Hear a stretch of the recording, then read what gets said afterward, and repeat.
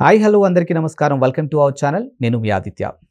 ఏపీలో వైఎస్ఆర్సీపీ అధికారం కోల్పోయిన తర్వాత కూటమి అధికారంలోకి వచ్చిన తర్వాత అక్కడ పాలన అనేది చాలా సాఫీగానే జరుగుతుందని చెప్పేసి నెటిజన్ల ద్వారా మనం వింటూనే ఉన్నాం.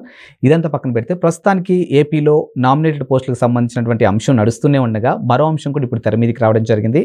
అదే ఢిల్లీలో రాష్ట్ర ప్రభుత్వ ప్రత్యేక అధికార ప్రతినిధికి సంబంధించినటువంటి పోస్టు కోసం అక్కడ నలుగురు కీలక నేతలు పోటీ పడబోతున్నట్టు తెలుస్తుంది.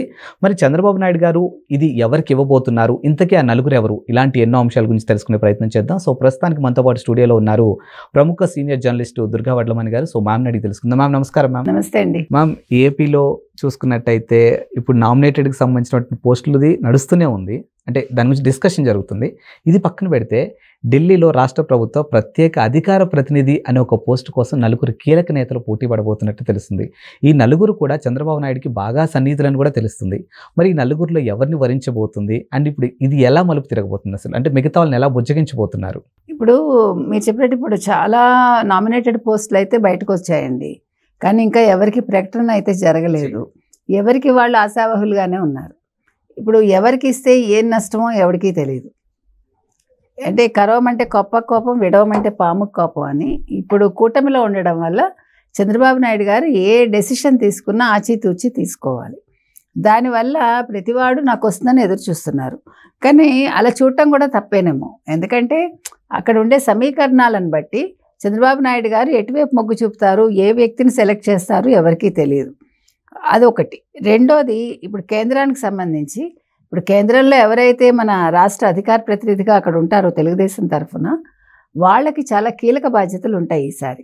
అంటే ఎప్పుడు రాష్ట్ర అధికార ప్రతినిధిగా ఉండడం వేరు, ఈసారి ఉండడం వేరు.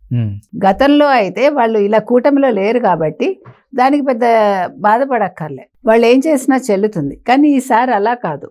ఈసారి కూటమిలో ఉండడమే కాకుండా బాబు గారు చాలా కీలక పాత్ర పోషిస్తున్నారు. ఇప్పుడు ఈరోజు మోదీ గవర్నమెంట్ నిలిచిందంటే కేంద్రంలో అందుకు ఒక పక్క బాబు గారే. అది అందుకే కదా బైరెడ్డి శబరి, కళ్యాణ్ బెనర్జీ రెండు క్లచెస్ అంటే టీడీపీ క్లచ్ కాదు ఆయుధం అని చెప్పింది ఆవిడ. కాబట్టి ఒక ఆయుధంలాగా ఆయన ఉన్నప్పుడు ఇప్పుడు ఎవరిని చేయాలి అధికార ప్రతినిధి అనేది చాలా కీలకం. ఇప్పుడు మనం తీసుకుంటే ఒకటి సుజనా చౌదరి. సుజనా చౌదరి గతంలో తెలుగుదేశంలో ఉన్నారు ఆయన, తర్వాత ఇప్పుడు బీజేపీలోకి చేరారు ఆయన. సో ఆయన పారిశ్రామికవేత్త కూడా, ఆయన ఒక రాజకీయ నాయకుడి కంటే ముందు ఒక పారిశ్రామికవేత్త. సో అతనికి ఎంతవరకు అవకాశం ఇస్తారు క్వశ్చన్ మార్క్ మనకి. ఎందుకంటే ఇక్కడ ఓన్లీ రాజకీయ పరంగా తీసుకున్నప్పుడు సుజనా చౌదరికి ఇవ్వడానికి కొంచెం ఆలోచిస్తారు బాబు గారు. ఎందుకంటే పారిశ్రామికవేత్త కాబట్టి వ్యక్తిగత అవసరాలు వాళ్ళకు ఉంటాయి. సో కేంద్రంతో సత్సంబంధాలు నెరపడంలో ఇక్కడ వ్యక్తిగతంగా కూడా ఆయన ఏమైనా ఉపయోగించుకుంటారా, దానివల్ల పార్టీకి ఏమైనా నష్టం జరుగుతుందా, ఇది ముఖ్యంగా ఆలోచించాలి. ఇప్పుడు ఒక వ్యక్తి ఎట్లా ఉండాలంటేనండి, వృత్తి వేరు ప్రవృత్తి వేరులాగా ఉండాలి. వృత్తి ప్రవృత్తి ఉన్నప్పుడు రెండింటికి సమన్యాయం చేయటం కష్టం. ఇప్పుడు నాకు ఒక అవసరం వచ్చింది పారిశ్రామిక, అంటే నేను ఒక వ్యాపారవేత్తగా, అప్పుడు నేను పార్టీ కంటే నా వ్యక్తిగతం ఆలోచిస్తే అక్కడ నా ఆలోచన ధోరణి తప్పైనట్టు అవుతుంది. అప్పుడు పార్టీకి నేను నష్టం చేసినట్టు అవుతుంది. ఇది చాలా కీలకం ఇది. కాబట్టి సుజనా చౌదరికి అవకాశాలు తక్కువగా కనిపిస్తున్నాయి ఆ పరంగా చూసినప్పుడు. ఎందుకంటే ఇప్పుడు మోదీతోటే ఆయన సత్సంబంధాలు ఉంటాయి. అందులో ఈసారి మోదీ గారు ఏం చేశారు, ఆయన చాలా తెలివిగా కూటమి ఇక్కడ ప్రభుత్వం ఫామ్ అయ్యాక అక్కడ మోదీ గారు ప్రభుత్వాన్ని ఫామ్ చేశాక ఈసారి ఎంపీలందరితోటి ఆయన సమావేశం అయ్యారు. కూటమి ఎంపీలు ఎవరైతే ఉన్నారో, కూటమికి సంబంధించి తెలుగుదేశం నుంచి 16, జనసేన నుంచి 2, 18 మందితోటి ఆయన సమావేశం అయ్యి వ్యక్తిగతంగా అందరికీ తన నెంబర్ ఇచ్చి మీరు any time you can contact me అని చెప్పారు. ఇంతవరకు ఎప్పుడు జరగల. దీన్ని బట్టి తెలుగుదేశం కూటమి ఎంత కీలకమో అర్థమవుతుంది. కాబట్టి అటువంటి అప్పుడు సుజనా చౌదరి లాంటి వాళ్ళకి ఇస్తే ఎంతవరకు న్యాయం చేస్తారు? ఇప్పుడు సత్సంబంధాలు నేర్పినప్పుడు వ్యక్తిగతంగా వాడుకుంటే అది ఎప్పుడు చేయకూడదు, ఎవరు చేయకూడదు. రాజకీయంగా మనం చేసేటప్పుడు అందులో ఈసారి బాబు గారు చాలా ఖచ్చితంగా ఉన్నారు. ఇప్పుడు సంపాదన ఎవరికీ అవసరంలా, ఇప్పుడు ఓన్లీ సత్సంబంధాలు నేర్పడం ఒకటే కాకుండా రాష్ట్ర ప్రయోజనాలు అత్యంత కీలకం. మనకి చాలా సవాళ్ళు ఉన్నాయి మన ముందు, వీళ్ళందరి ముందు. రాష్ట్రాన్ని ఎలా అభివృద్ధి చేయాలి, కేంద్రం ఏ రకంగా సహాయం చేస్తుంది, కేంద్రం నుంచి నిధులు ఎలా వస్తాయి మనకి, ఇట్లా ప్రతి అంశంలోనూ ఈ రాష్ట్ర అధికార ప్రతినిధి కూడా ఆచితూచి వ్యవహరించాలి. కాబట్టి సుజనా చౌదరికి అవకాశం తక్కువ. ఇకపోతే గల్లా జయదేవ్ గుంటూరు నుంచి 2 సార్లు ఎంపీగా పోటీ చేశారు. చాలా మంచి పేరుంది. ఆయన కూడా వ్యాపారవేత్తే కానీ చాలా మంచి వ్యాపారవేత్త. అంటే డిఫరెన్స్ వీఆర్ టాకింగ్. డెఫినెట్గా గల్లా జయదేవ్కి చాలా మంచి పేరుంది. వైసీపీ ప్రభుత్వం ఆయన హెరాస్ చేసి రాష్ట్రం వదిలి వాళ్ళు ఆ బ్యాటరీస్ ఏదైతే ఉందో అదేంటి అమర్ రాజా బ్యాటరీస్ కంపెనీని 20,000 మంది ఉద్యోగుల్ని బయటికి పంపించిందంటే ఇంక ఈయన తట్టుకోలేక నాకు అవసరమా ఇవని బయటకు వచ్చేసి నేను రాజకీయాల్లో ఉండనన్నారు ఆయన. కాబట్టి ఒక రకంగా గల్లా జయదేవ్కి ఇవ్వడం న్యాయం. ఎందుకంటే అతను వ్యాపారపరంగా వాడుకోడు అని మనం ఖచ్చితంగా చెప్పచ్చు.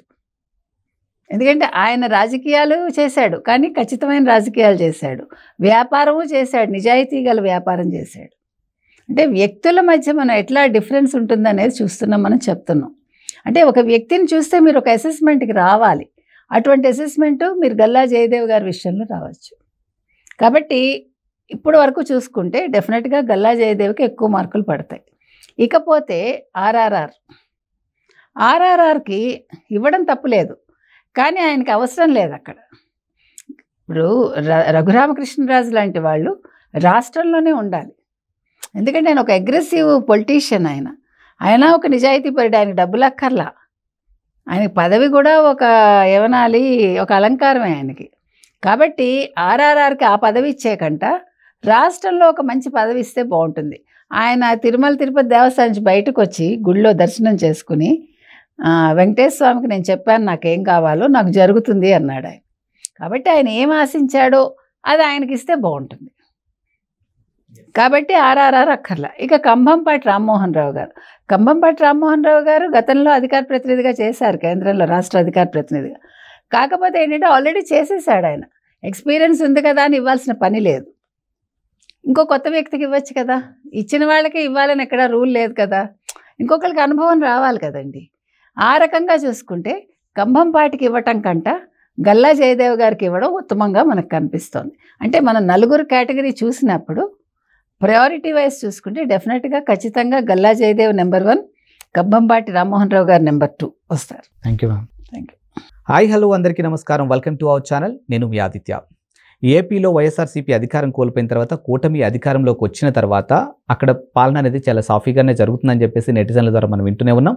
ఇదంతా పక్కన పెడితే ప్రస్తుతానికి ఏపీలో నామినేటెడ్ పోస్టులకు సంబంధించినటువంటి అంశం నడుస్తూనే ఉండగా మరో అంశం కూడా ఇప్పుడు తెర మీదకి రావడం జరిగింది. అదే ఢిల్లీలో రాష్ట్ర ప్రభుత్వ ప్రత్యేక అధికార ప్రతినిధికి సంబంధించినటువంటి పోస్టు కోసం అక్కడ 4 కీలక నేతలు పోటీ పడబోతున్నట్టు తెలుస్తుంది. మరి చంద్రబాబు నాయుడు గారు ఇది ఎవరికి ఇవ్వబోతున్నారు, ఇంతకీ ఆ 4 ఎవరు, ఇలాంటి ఎన్నో అంశాల గురించి తెలుసుకునే ప్రయత్నం చేద్దాం. సో ప్రస్తుతానికి మనతో పాటు స్టూడియోలో ఉన్నారు ప్రముఖ సీనియర్ జర్నలిస్టు దుర్గా వడ్లమణి గారు. సో మ్యామ్ అడిగి తెలుసుకుందాం. మ్యామ్ నమస్కారం. మ్యామ్ నమస్తే అండి. మ్యామ్, ఏపీలో చూసుకున్నట్టయితే ఇప్పుడు నామినేటెడ్కి సంబంధించినటువంటి పోస్టులది నడుస్తూనే ఉంది, అంటే దాని గురించి డిస్కషన్ జరుగుతుంది. ఇది పక్కన పెడితే ఢిల్లీలో రాష్ట్ర ప్రభుత్వ ప్రత్యేక అధికార ప్రతినిధి అనే ఒక పోస్టు కోసం 4 కీలక నేతలు పోటీ పడబోతున్నట్టు తెలుస్తుంది. ఈ 4 కూడా చంద్రబాబు నాయుడుకి బాగా సన్నిహితులని కూడా తెలుస్తుంది. మరి ఈ 4లో ఎవరిని వరించబోతుంది అండ్ ఇప్పుడు ఇది ఎలా మలుపు తిరగబోతుంది అసలు, అంటే మిగతా వాళ్ళని ఎలా బుజ్జగించబోతున్నారు? ఇప్పుడు మీరు చెప్పినట్టు ఇప్పుడు చాలా నామినేటెడ్ పోస్టులు అయితే బయటకు వచ్చాయండి, కానీ ఇంకా ఎవరికి ప్రకటన అయితే జరగలేదు. ఎవరికి వాళ్ళు ఆశావహులుగానే ఉన్నారు. ఇప్పుడు ఎవరికి ఇస్తే ఏం నష్టమో ఎవరికీ తెలియదు. అంటే కరవమంటే కోపం, విడవమంటే పాముకు కోపం అని ఇప్పుడు కూటమిలో ఉండడం వల్ల చంద్రబాబు నాయుడు గారు ఏ డెసిషన్ తీసుకున్నా ఆచితూచి తీసుకోవాలి. దానివల్ల ప్రతివాడు నాకు వస్తుందని ఎదురు చూస్తున్నారు.